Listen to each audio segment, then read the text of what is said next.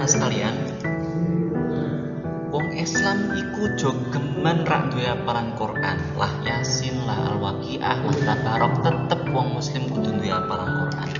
Kenapa? Karena agar punya pegangan-pegangan dan prinsip hidup. Itu adalah kalimatnya Gus Bahan. Nah, orang punya pegangan-pegangan dan prinsip hidup misalnya seperti ini. Misalkan ada orang punya masalah, orang berkecil hati, terus kecewa karena dagangannya tidak laku. Dagangannya kemarin lakunya 100.000, sekarang lakunya hanya 50.000. Atau orang misalkan sudah belajar capek-capek ternyata dapat nilai jelek, atau sudah sekolah tinggi-tinggi ternyata nggak jadi PNS. Orang itu mengeluh sekali. Nah, kalau orang punya hafalan Al-Quran, misalkan dalam satu ayat, innal insana dalam surat Al-Asr yang sudah kalian hafal, innal insana lafi khusrin illal ladzina amanu wa amilus solihati wa tawassaw bil haqqi wa tawassaw bis sabr. Terus orang misalkan merasa rugi. Nah, kalau orang hafal ayat ini, harusnya itu dia tidak merasa rugi. Harusnya tuh orang misalkan dagangannya rugi sekalipun orang harusnya tidak merasa rugi. Kenapa? Karena di sini disebutkan manusia berada dalam kerugian kecuali orang yang beriman dan mengerjakan kebajikan serta saling menasihati untuk benar. Jadi meskipun orang selama masih punya iman dan selalu berbuat baik, dia disebutkan dalam Al-Quran, dia bukanlah orang yang dia tidak pernah rugi. Karena yang rugi itu hanya orang yang tidak beriman dan tidak pernah melakukan kebaikan. Nah, kalau ini jadi prinsip hidup, meskipun kamu berjualan dan rugi sekalipun, maka kamu sebenarnya tidak rugi. Misalkan orang berjualan jagung, terus dagangannya nggak laku sehari itu, terus jagungnya itu dibagi-bagikan sama tetangganya. Mungkin secara materi dia nggak dapat apa-apa, nggak dapat uang, tapi coba lihat kebaikannya. Sisi baiknya adalah kemudian dia bersedekah kepada tetangga-tetangganya. Coba dagangannya laku semuanya, kan dia cuma dapat uang tapi nggak dapat kebaikan, kan begitu. Berkah dia jagungnya nggak laku, dia dapat kebaikan adalah dia dengan bersedekah kepada tetangga-tetangganya. Terus kemudian misalkan dagangannya nggak laku dan nggak bisa disedekahkan, gimana ya? Dia bersabar. Sabar itu juga termasuk amal kebaikan, begitu. Maka di sini kita harus punya prinsip bahwa orang itu tidak pernah rugi selama dia itu punya iman dan punya selalu melakukan kebaikan. Terus misalkan dalam kasus lain, orang berkecil hati karena hidupnya miskin dan tidak kunjung berubah.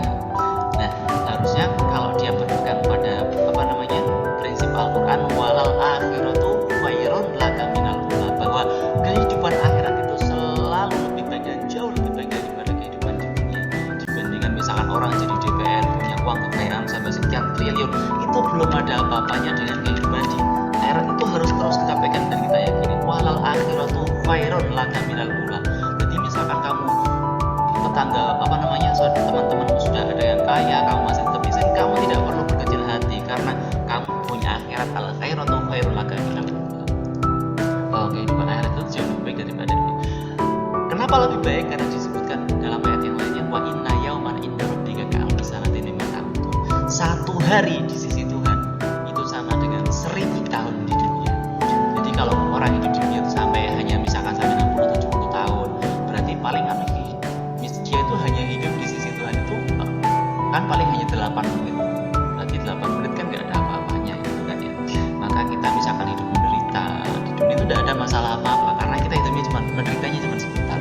Dibandingkan nanti kita misalkan foya-foya di dunia, ternyata di akhirat itu disiksa, ternyata siksanya itu beribu-ribu tahun, itu lebih menyiksa lagi. Jadi walal akhiratu khairun laka minal ula. Misalkan kamu punya akhirat itu, kita harus berbangga hati, besar hati bahwa kita nanti akan diberikan akhirat yang lebih baik daripada dunia. Terus ada juga orang yang seringkali sangat bersemangat untuk mencari sukses. Kita tuh belajar bersemangat punya nilai bagus untuk nanti biar bisa sukses. Misalkan orang sudah lulus, terus dia punya usaha, dia tuh berhasil. Karena sudah berhasil usahanya, pengen nambah usaha lagi. Misalkan dia udah jadi manajer, pengen jadi direktur dan sebagainya. Terus gua habis-habis, temennya punya mobil, dia caranya aku butuh mobil. Wah ya Allah ya Rabbi, nggak habis-habis. Nah, maka kita kalau punya prinsip dalam Al-Quran, kita nggak usah kejar-kejaran seperti itu. Kenapa? Karena alhaakumut takatsur hatta zurtumul maqabir. Kala sawfa ta'lamun sampai ayat terakhir, summa latus'alunna yauma idzin 'anil na'im. Bahwa orang itu sering lupa bahwa dia itu sering berkejar-kejaran memperbanyak dunia.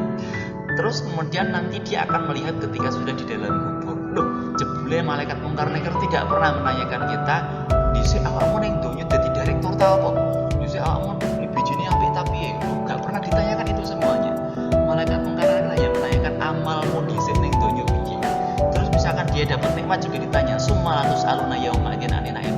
Dhisik kowe diparingi sugih kowe kanggo apa? Ternyata kita sekaya itu pertanyaan adalah kanggo apa?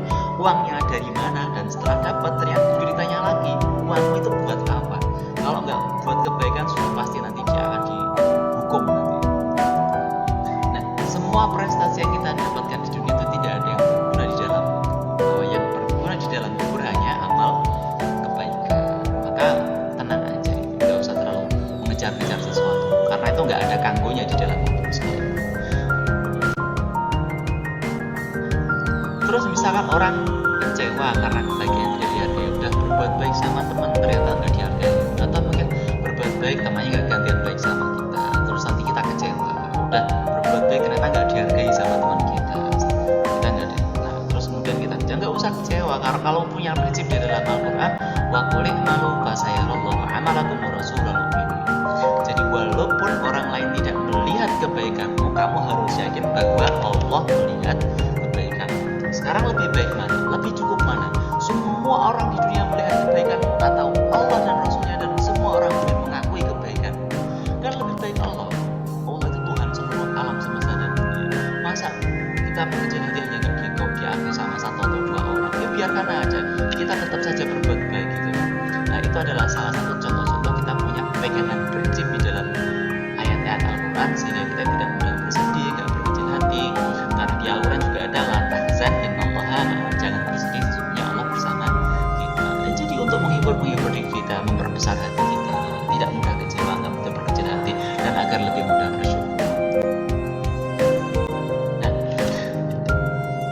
ada di dalam Al-Quran itu adalah surat pelindung siksa kubur. Jadi ada cerita itu bahwa di tafsir Ibnu Katsir ya.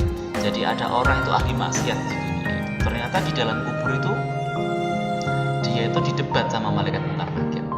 Dia mau menyiksa orang itu, tiba-tiba ada surat yang keluar dari dalam dadanya, serius keluar. Terus kemudian begini, apa yang mau kamu lakukan pada orang ini? Saya mau menyiksa yang dia karena dia ahli maksiat. Loh, tidak bisa, kamu nggak bisa menyiksa karena di dalam hatinya itu ada saya. Suratnya tuh bilang gitu. Suratnya itu surat Al-Mulk. Surat Al-Mulk. Surat Al-Mulknya kok keluar dari dalam dadanya. Tidak bisa, kalau kamu menyiksa orang ini nanti kamu juga menyiksa saya. Gitu. Emang kamu berani menyiksa saya? Saya itu kalamullah gitu. Kalau kamu nyiksa saya berarti kamu berani durhaka sama Allah tuh. Terus akhirnya debat.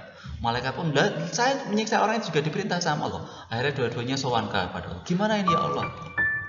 Akhirnya malah malaikat mungkar nakir malah jadi tersangka itu. Malah mereka disalahkan. Kowe iki ora entuk, kowe itu ning di dalamnya ada kalamullah, ada kalam saya, masa kamu siksa gitu. Nah, akhirnya kemudian orang itu nggak jadi dihisab berkah dia itu menghafal surat Al-Mulk. Surat Al-Mulk itu tabarak, surat pertama juz 29. Tabarakalladzi biyadihil mulk wa huwa ala kulli syai'in qadir.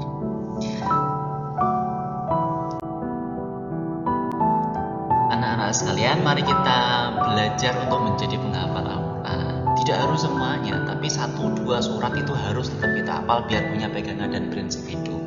Ada itu cerita orang itu sudah 1 atau 2 tahun mau meninggal dunia baru menghafal Al-Quran. Walaupun tidak selesai, tapi kalau kemudian kita menghafal Al-Quran, kita akan menjadi orang yang man salakal tariqan sahalallahu bihil jannah. Kita akan dimudahkan menuju surganya Allah. Jadi mari menjadi penghafal Al-Quran agar kita